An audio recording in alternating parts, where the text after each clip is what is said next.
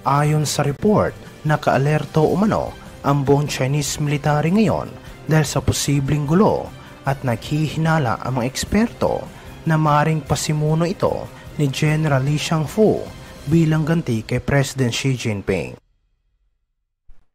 Actually, hindi imposible yan, mga utol, dahil hindi naman lahat siguro ng opisyal ng gobyerno ng China sang-ayon sa mga galawan o gustong gawin ng kanilang presidenteng si Xi Jinping. O hindi yan imposible, mga utol, may mga opposition, no? So pero ang matindi kasi dito sa China kapag kapag hindi sang-ayon ang isang opisyal nawawala sa pwesto. Hindi lang basta na tinatanggal, mga utol, 'di ba? Nawawala. So yun yung questionable talaga. Then hindi naman sila naglalabas ng statement. Kung maglabas man, sasabihin nila dahil nga sa corruption, yung mga yun.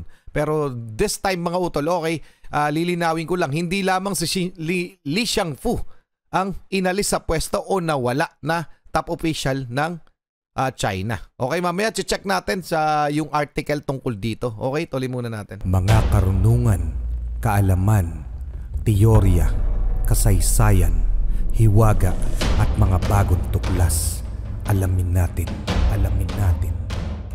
Nitong mga nakaraang buwan lamang ay napabalita talaga, mga utol, na nawawala yung ilan sa mga top officials ng China Communist Party o CCP, mga utol. Pero ano nga ba talaga ang dahilan nun? Okay? O hindi ba baka inaalis lamang sila ni President Xi Jinping pag hindi sila nagkakasundo ng ideolohiya? Yan ang ating aalamin, mga utol, kasi itong topic natin ngayon, lagot na. Pinatalsik na Chinese general nagbanta ng kudita. Ibabagsak si Xi Jinping at ang CCP. Mula ito kay PHTV, pakisubscribe siya, pakilike na rin yung video. Game na, mga utol.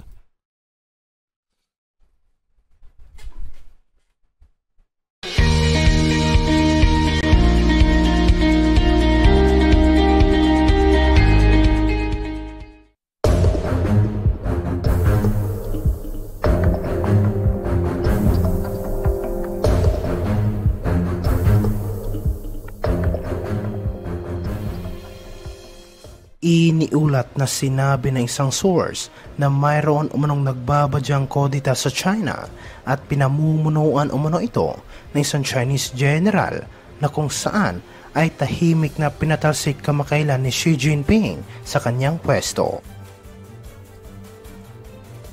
Sinabi sa report na nagbabalak umanong maghiganti ang dating pinakamataas na military leader ng China na si General Li Shangfu sa pamamagitan ng kodita at bahagi ng kanyang plano ay ang patalsikin si President Xi Jinping.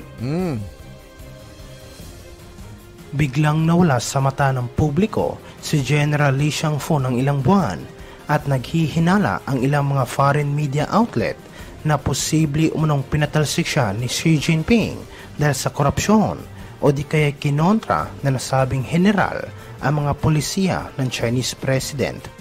Pwede. Ayon sa report, nakaalerto umano ang buong Chinese military ngayon dahil sa posibleng gulo at naghihinala ang mga eksperto na maring pasimuno ito ni General Li Shangfu bilang ganti kay President Xi Jinping. Actually, hindi imposible yan, mga utol, dahil hindi naman lahat siguro ng opisyal ng gobyerno ng China sang-ayon sa mga galawan o gustong gawin ng kanilang presidenteng si Xi Jinping. O hindi yan imposible, mga utol, may mga opposition, no? So pero ang matindi kasi dito sa China kapag kapag hindi sang-ayon ang isang opisyal nawawala sa pwesto. Hindi lang basta na tinatanggal, mga utol, 'di ba? Nawawala. So yun yung questionable talaga. Then hindi naman sila naglalabas ng statement. Kung maglabas man, sasabihin nila dahil nga sa corruption, yung mga yun. Pero this time, mga utol, okay, lilinawin ko lang, hindi lamang si Li Shangfu ang inalis sa pwesto o nawala na top official ng China. Okay, mamaya check natin sa yung article tungkol dito. Okay, tuloy muna natin.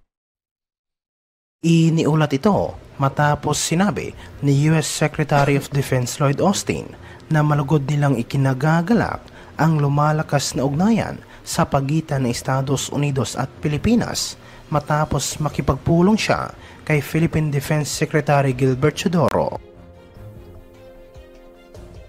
Sa kanilang pag-uusap, masayang ipinahayag ng dalawang kalihim ang makasaysayang momentum ng alyansa sa pagitan ng Amerika at Pilipinas na naging dahilan upang mapanatili ang kapayapaan at seguridad sa Indo-Pacific region sa loob ng mahigit sa 70 taon.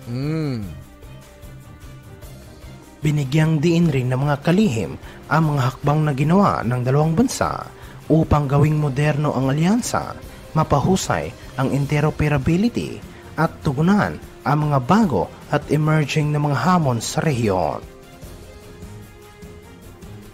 Nagsagawa kamakailan ang dalawang bansa ng mga advances sa pagpapatupad ng Enhanced Defense Cooperation Agreement, isang mahalagang kasunduan sa alyansa ng Pilipinas at Estados Unidos upang mapahusay ang pinagsamang kakayahan ng US at Philippine military.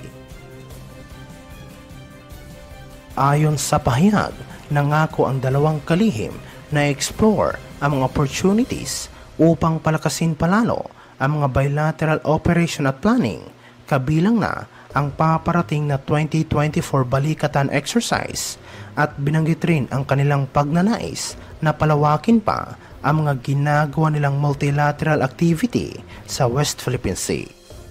Nice one. Tinalakay din ng dalawang kalihim ang mga ginagawang provokasyon ng China, kabilang na dito ang mga ginagawang mapanganib na maneuver ng Chinese military sa mga aircraft at barko ng Estados Unidos na nag-ooperate sa South China Sea at West Philippine Sea. Kaya kagandahan sa kaalyado natin sa United States of America, o hindi lang yun, sa iba pa nating kaalyadong bansa, hindi tayo lubusang nangangamba na baka tayo maiwan mag-isa sakali man na talagang mauwi sa digmaan itong problema natin sa China. At yun din yung dahilan kung bakit ang China nananatili sa kanilang posisyon. Okay, although ayaw nila mag-back down, pero hindi rin naman sila talaga lumulusob o gumagawa pa ng mas matindi pa bukod doon sa mga pambubuli lamang. Kasi binalaan na talaga sila ng United States of America, literal, na pag ginalaw ninyo ang kahit ano sa Pilipinas, vessel, aircraft, kung ano pa man, talagang may invoke yung Mutual Defense Treaty. At yan po yung palagay ko iniingatan nitong China. Okay, mamaya i-check natin yung tungkol yung report tungkol dun sa China's general at ilang pang opisyal ng gobyerno ng China na nawawala. Okay, at kung ano, bakit nawala sila, so yun ang babasahin natin at pag-uusapan natin mga utol para na rin sa karagdagan nating impormasyon tungkol sa mga pagpapaalis ng kanilang mga opisyal. Nandito lang yan, mamaya mga utol, titingnan natin. Okay, tuloy na muna natin to. Samantala sa ibang aspeto naman, iniulat na sinabi umano ng Chinese Ministry of Foreign Affairs na dapat umanong isauli ng gobyerno ng Pilipinas ang Pag-asa Island sa China upang makaiwas ang bansa sa gulo at bagsik ng Chinese military. Iginiit ni Wang Yi ng Pag-asa Island o kilala sa China bilang Zhongyi daw ay dapat isauli ng Pilipinas sa China dahil ang isla ay sakop umano ng kanilang bansa at walang karapatan ang Manila na magtayo ng mga infrastruktura at magpadala ng mga sundalo sa lugar. Yan mga utol, totoo tong statement na to ng China, no? Na ayaw na, gusto nila ibalik ha? Yung Pag-asa Island sa China dahil hindi daw atin yun. Loko talaga nabibisit ako dito, Wang Yi. Anyway, mga utol, check na natin yung mga top official na inalis at kung bakit nga ba inalis, ano nga ba ang dahilan. Ito'y mula sa Times of India. Okay, mga utol? Ayan yung title, China's Disappearing Generals, Why Xi Jinping Doesn't Trust His Own Military. Ibig sabihin, meron talagang opposition sa loob ng kanyang gobyerno. Okay, so basahin lang natin China Defense Minister Li Shangfu has not been seen in public for over a month now. However, he is not the first official to disappear from public life in China. Before Li, Foreign Minister Qin Gang, eto yata kung hindi ako nagkakamali, itong foreign minister na to, gustong makipagpulong sa United States at ng iba yung ideolohiya niya. Kumbaga, ang ideolohiya niya ay westernized, no? Gusto niya ng demokrasya. Okay, kaya to inalis sa pwesto. Okay?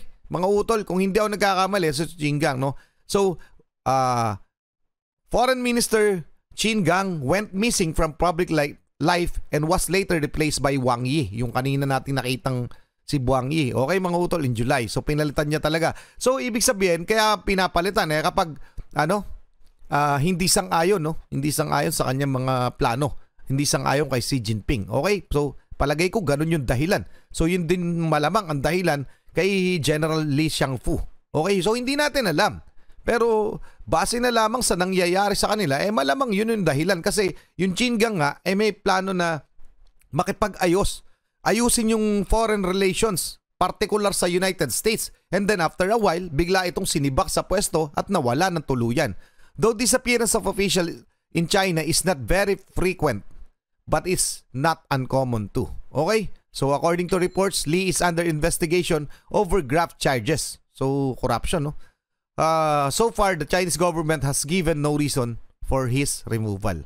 So wala po talagang mga rason na inilalabas ng China kung bakit inaalis yung mga top officials sila, bagkos yun corruption ang pinalalabas nila, pero hindi pa sila naglalagay ng tamang kadahilanan.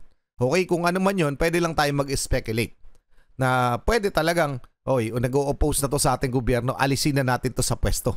Okay, mga utol, so anong masasabi nyo dyan? Pa-comment na lang. O hindi rin imposible talaga na magdeklara ng kudeta at patalsikin si Xi Jinping sa China dahil sa ginagawa niya. Dahil hindi naman malamang sa malamang gaya ng sabi ko kanina, hindi naman lahat sang-ayon sa kanyang mga plano, lalong-lalo na dito sa South China Sea. Anyway, mga utol, pa-comment ang inyong opinion. Maraming salamat kay PHTV. Maraming salamat sa inyo. Muli ako si Target Achilles in behalf of the Real South Pride Production. Ako nagpapasalamat sa walang sawa niyong pagsuporta. Kayo mag-iingat, keep safe, God bless, at saludo po ako sa inyong lahat. Yan po si Wang Yi. Anyway, maraming salamat po.